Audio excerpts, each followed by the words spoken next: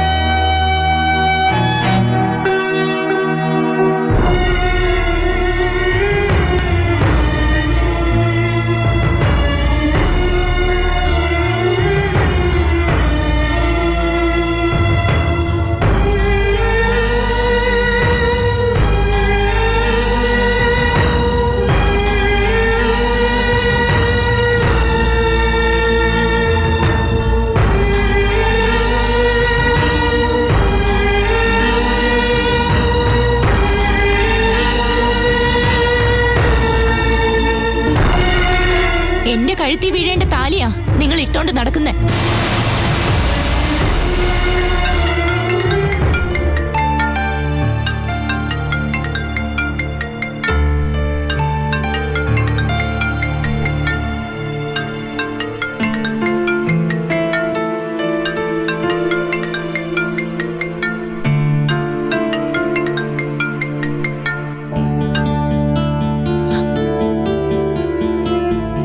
Hello മോളെ, നീ ഇപ്പൊ എവിടെയാ? ഓഫീസിലാ. അവിടെ എന്താ മോളെ പ്രശ്നം? ഞാൻ ചിലത് അറിഞ്ഞിട്ടാ വിളിക്കുന്നത്. പറ, ഉദയൻ നിന്നെ ചതിച്ചോ? അങ്ങനെയൊന്നുമില്ലമ്മേ, ചില തെറ്റിദ്ധാരണകൾ. ആർക്ക്? അമ്മേ, എനിക്കിവിടെ അത്യാവശ്യമായിട്ട് ചില ജോലികൾ ചെയ്തു തീർക്കാനുണ്ട്. ഞാൻ പിന്നെ വിളിക്കാം. ഇത് രക്ഷപ്പെടാനാണെന്ന് തോന്നുന്നല്ലോ. അല്ലമ്മേ, ശരിക്കും ജോലിയുണ്ട്. ഞാൻ അമ്മയെ വിളിക്കാം.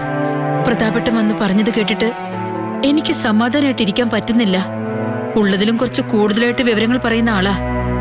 എന്നാലും അല്പമെങ്കിലും സത്യം ഉണ്ടാവൂല്ലോ. എന്തുണ്ടായാലും ധൈര്യമായിരിക്കണം മോളെ. എനിക്ക് നിന്റെ അടുത്തേക്ക് വരണമെന്നുണ്ട്. എന്തിനമ്മേ? ഇപ്പൊ അതിന്റെ ആവശ്യമൊന്നുമില്ല. അമ്മ സമാധാനായിരിക്കും. പ്രശ്നമുണ്ടെങ്കിൽ എനിക്കിപ്പോ ജോലിയിൽ ശ്രദ്ധിക്കാൻ പറ്റുമോ?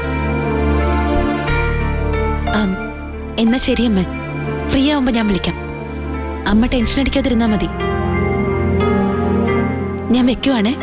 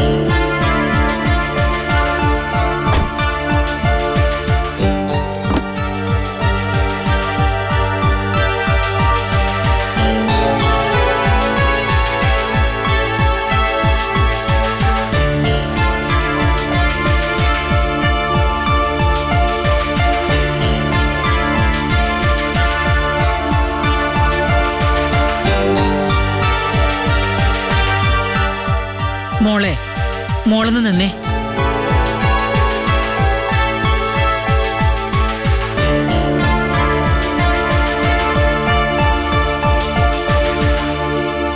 ചായ കുടിക്കാതെന്താ മുറിയിലേക്ക് പോകുന്നത്? കുറച്ച് കഴിഞ്ഞിട്ട് മതി. അതെന്താ? ഇറങ്ങാൻ നേരം ഞാൻ ഓഫീസിൽ നിന്ന് ഒരു ചായ കുടിച്ചു. പതിവില്ലാതെ ഇന്നെന്താ ഓഫീസിൽ നിന്ന് ഈ സമയത്തൊരു ചായ കുടി? മോൾ ഉച്ചയ്ക്ക് ഊണ് കഴിച്ചില്ലേ? കഴിച്ചമ്മേ. പിന്നെന്താ മുഖത്തൊരു ക്ഷീണം? അത് ഇന്ന് ഓഫീസിൽ കുറച്ച് ജോലി ഉണ്ടായിരുന്നു. ഞാൻ പോയിന്ന് കുളിച്ചിട്ട് വരാം. മോള് നിക്ക്.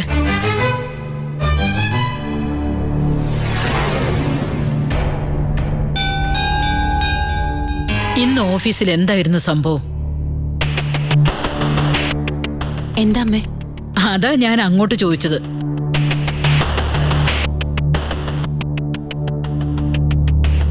സുഖകരമല്ലാത്ത എന്ത് കാര്യാ ഇന്നവിടെ ഓഫീസിലുണ്ടായത്?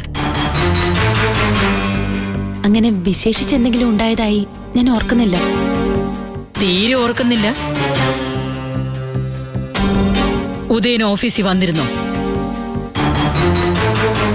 ആ വന്നു. നിർത്ത്.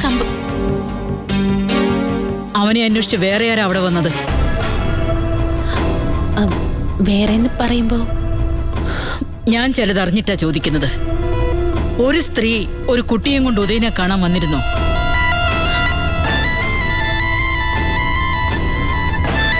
എന്താ മോൾ അവരെ കണ്ടില്ലേ? കണ്ടു. ഉദയന്റെ ഭാര്യയാണെന്ന് അവര് പറഞ്ഞോ? കൊച്ച അവന്റേതാണെന്നും? അമ്മേ, ഞാൻ ചോദിച്ചതിന് മറുപടി പറ. അത് ഉദയന്റെ ഭാര്യയും കുട്ടിയുമാണെന്ന് അവിടെ ഒരു സംസാരം ഉണ്ടായോ? മോളെ, അവിടെ അങ്ങനെ ഒരു സംസാരം ഉണ്ടായോന്ന്?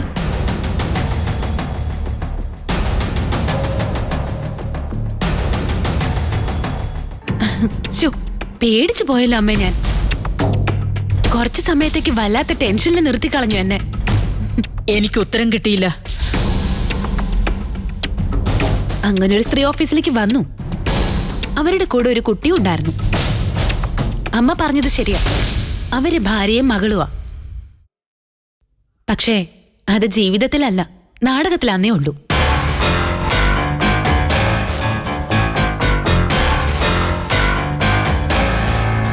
കുന്നത്തൂർ ഉദയരാജവർമ്മയോടൊപ്പം ഒരു നാടകത്തിൽ ഭാര്യയായി അഭിനയിച്ച നടിയാണമ്മേ വന്നത്. ആ പെൺകുട്ടി മകളായിട്ട് അഭിനയിച്ചു. സത്യം? ഞാനറിഞ്ഞ സത്യ പറഞ്ഞത്. ഇനി അതല്ല സത്യം എന്ന് പറയണോ ഞാൻ?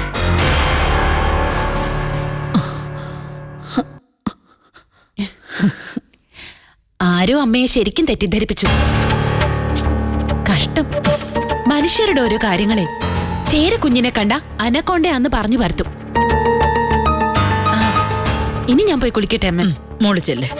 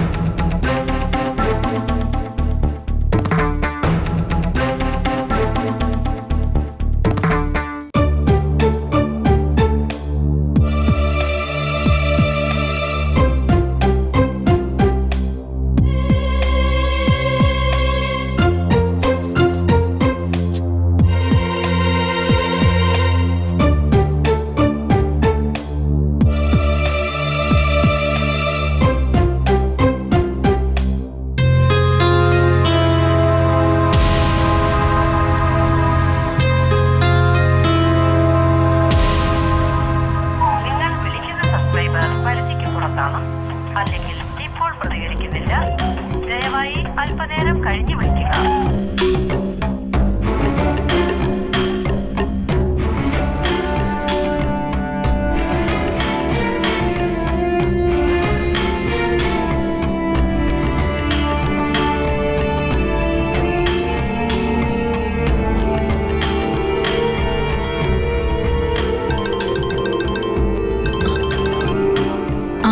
ഹലോ മോളെ, നീ എവിടെയാ? വീട്ടിലെത്തി അമ്മേ. എന്താ ഉണ്ടായതെന്നൊന്ന് പറ. ഒരു സ്ത്രീ കുട്ടിയെയും കൊണ്ട് ഓഫീസിൽ വന്നെന്നുള്ളത് ശരിയാണ്. നീ അവരെ മുമ്പ് കണ്ടിട്ടുണ്ടോ? ഇല്ല. ഉദയന്റെ മുറിയിലെങ്ങാനും ഫോട്ടോയോ മറ്റോ? ഇല്ലമ്മേ. പ്രതാപേട്ടന്റെ അറിവോടെയാണ് അവര് വന്നത്. അതാ എനിക്കും സംശയം. ഉദയൻ എന്തു പറയുന്നു? നമ്മൾ അത് നോക്കിയാ മതി. ആ ബന്ധത്തെ നിഷേധിക്കുന്നില്ലമ്മേ. അതാണ് എന്റെയും പ്രശ്നം. അമ്മയ്ക്ക് അറിയാലോ ആളുടെ സ്വഭാവം. മനസ്സിലുള്ളത് മുഖത്തുനിന്ന് വായിച്ചെടുക്കാൻ പ്രയാസം. ഞാൻ ഉദയനുമായി സംസാരിക്കണോ? വേണമെങ്കിൽ ഞാൻ അങ്ങോട്ട് വരാം. അത് വേണ്ട. അതുകൊണ്ട് ഒരു പ്രയോജനവുമില്ല. ദോഷമുണ്ട് താനും. തന്നെയുമല്ല, ഞാനിവിടെ അമ്മയുടെ മുമ്പിൽ സത്യം ഒന്നും വെളിപ്പെടുത്തിയിട്ടില്ല. അമ്മായി ഒന്നും അറിഞ്ഞില്ലേ? ന്യൂസിങ് എത്തി. പക്ഷെ ഞാൻ തൽക്കാലത്തേക്ക് കള്ളം പറഞ്ഞു നിൽക്കുക. ഉള്ള കാര്യം അമ്മയോട് പറഞ്ഞൂടെ മോളെ? നീ ആരെ സംരക്ഷിക്കാനാ ഇത്ര ബുദ്ധിമുട്ടുന്നത്? സത്യം എന്താണെന്ന് എനിക്ക് നിശ്ചയമില്ലാത്ത അവസ്ഥയല്ല. എന്തായാലും ഈ സംഭവത്തിന്റെ പിന്നിൽ എന്തോ ഒരു പ്ലാൻ ഉണ്ട്. കാർത്തികേച്ചി, യതിയേട്ടൻ, പിന്നെ അശ്വിന്റെ അച്ഛൻ, ഇവർക്കൊക്കെ അതിൽ പങ്കുണ്ട്. ആരോപണ വിധേയനായ ആളുടെ റോളാണ് എനിക്കറിയേണ്ടത്. അദ്ദേഹമാണെങ്കിൽ പിടി തരുന്നുമില്ല. എന്നാലും ഉദയന്റെ ഭാര്യയാണെന്ന് പറഞ്ഞ ഒരാള്, കൂടെ ഒരു കുട്ടിയും, നിനക്ക് വല്ലാത്ത വിഷമായി കാണൂല്ലേ? വിഷമം എല്ലാവരും ചേർന്നെന്നെ ഫൂളാക്കാണെന്ന് ഓർക്കുമ്പോഴാ വിഷമം. പ്രതാപേട്ടന്റെ മനസ്സിൽ നീ ഇപ്പോഴൊരു കരടാ മോളെ. എനിക്കതറിയാം. സൂക്ഷിക്കണേ മോളെ. എനിക്കതേ പറയാനുള്ളൂ. അമ്മ എന്തായാലും ഒരുപാട് ചിന്തിച്ചു കൂട്ടി വിഷമിക്കണ്ട. നെല്ലും പതിരും തിരിച്ചറിയാവുന്നവരെ വെയിറ്റ് ചെയ്യാം. ശരി മോളെ.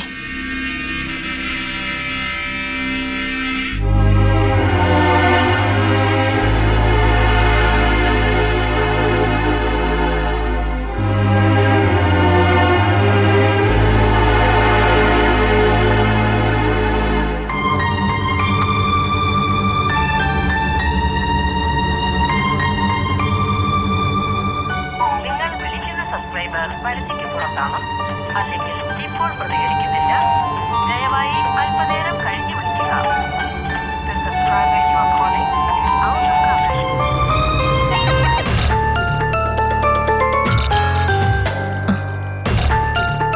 ഓഹോ, ഇവിടെ വന്ന് പതുങ്ങിയിരിക്കുകയാണോ? എന്താ അമ്മേ?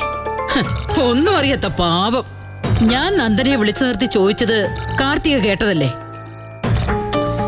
എന്തിനാ ഇങ്ങനെ ഏഷണി പറയാൻ തുടങ്ങുന്നത്? അല്ല, അറിയാൻ വയ്യഞ്ഞിട്ട് ചോദിക്കുക. ഞാൻ ഏഷണി ഒന്നും പറഞ്ഞില്ലല്ലോ അമ്മേ. ഒരു കുടുംബസ്വത്തിന്റെ പേരിൽ ചേട്ടനെ അനിയനെയും തമ്മി തല്ലിക്കാൻ ഒരു ശ്രമം നടത്തിയത് ഞാൻ മറന്നിട്ടൊന്നുമില്ല. ഇപ്പൊ ഒരു പുതിയ കഥയും കൊണ്ട് ഇറങ്ങിയിരിക്കുന്നു. ഉദയന്റെ ഭാര്യ, അവന്റെ ഒരു മോള്. എങ്ങനെ ഇത്രയും കല്ലുവെച്ച നുണകളൊക്കെ പറയാൻ തോന്നുന്നു കാർത്തിക്ക്? അമ്മ വിശ്വസിച്ചാലും ഇല്ലെങ്കിലും കല്ല് വെച്ച നുണ പറഞ്ഞത് ഞാനല്ല, നന്ദനയാ. പിന്നെയും കള്ളക്കഥ പറയുവാണോ നീ എന്നോട്? അമ്മയ്ക്ക് ഞാൻ പറയുന്നതല്ലേ വിശ്വാസം ഇല്ലാതുള്ളൂ. നന്ദനയെ കണ്ണു അടച്ചങ്ങ് വിശ്വസിക്കാം. ആയിക്കോ. ഉദയേട്ടനെ കുറച്ചെങ്കിലും വിശ്വാസം ഉണ്ടോ? ഉണ്ടെങ്കിലേ ഉദയേട്ടൻ വരുമ്പോ ചോദിച്ചു നോക്ക്. ചോദിച്ചാലെന്താ? അപ്പോഴറിയാം ഓഫീസിൽ വന്ന പെണ്ണുമ്പിള്ള ആരാന്നും ആ കൊച്ചേതാണെന്നും ഒക്കെ. അമ്മേ, ഞാൻ ഓരോന്നുണ്ടാക്കി പറയുന്നതല്ല. ഓഫീസിൽ വെച്ച് ഉദയേട്ടൻ നന്ദനയോട് സമ്മതിച്ചതാ അത് ഭാര്യയും മോളും ആണെന്ന്. അവരെ രണ്ടുപേരെയും ഉദയേട്ടൻ പുറത്തേക്ക് കൂട്ടിക്കൊണ്ടു പോവുകയും ചെയ്തു. അല്ലെങ്കിലും വല്ല പിള്ളേരും ആരെയെങ്കിലും കയറി അച്ഛാന്ന് വിളിക്കുവോ? മടിയിൽ കയറി ഇരുന്നു എന്നൊക്കെയാ കേട്ടത്. എനിക്ക് നിർബന്ധമില്ല. അമ്മയ്ക്ക് സത്യം അറിയണമെങ്കിൽ ചോദിച്ചാൽ മതി ഉദയേട്ടനോട്. അല്ലെങ്കിൽ നന്ദനമോള് പറഞ്ഞതാ സത്യം ഒന്ന് വിശ്വസിച്ചോളൂ.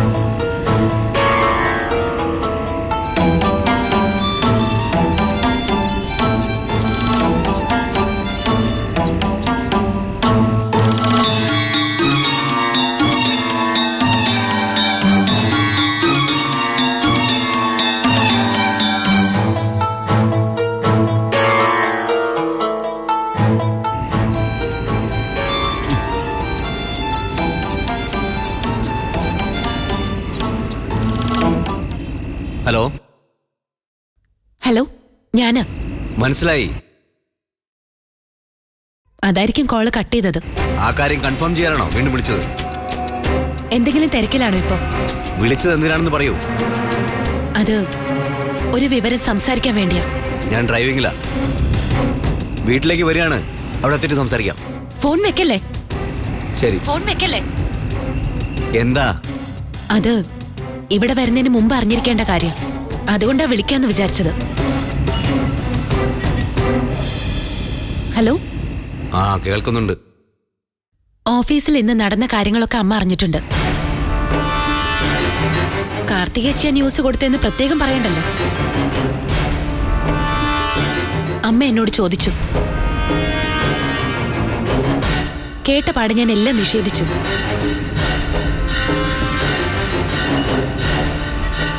താൻ നിഷേധിച്ചു എന്ന് വെച്ചാ മനസ്സിലായില്ല.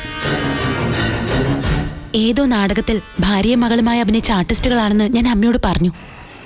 ഓ, ഇന്റലിജന്റ് ആയ വിശദീകരണം. എന്നിട്ട് അമ്മ അത് വിശ്വസിച്ചോ? വിശ്വസിച്ചെന്നാ തോന്നുന്നത്. ചുരുക്കി പറഞ്ഞ ആ സിറ്റുവേഷൻ താൻ ബുദ്ധിപരമായി കൈകാര്യം ചെയ്തു. ഒരഭിനന്ദനം പ്രതീക്ഷിക്കുന്നുണ്ടായിരിക്കും. എന്നാ ഞാൻ പറയുന്നു, താൻ കാണിച്ചത് അധികപ്പറ്റാണെന്ന്.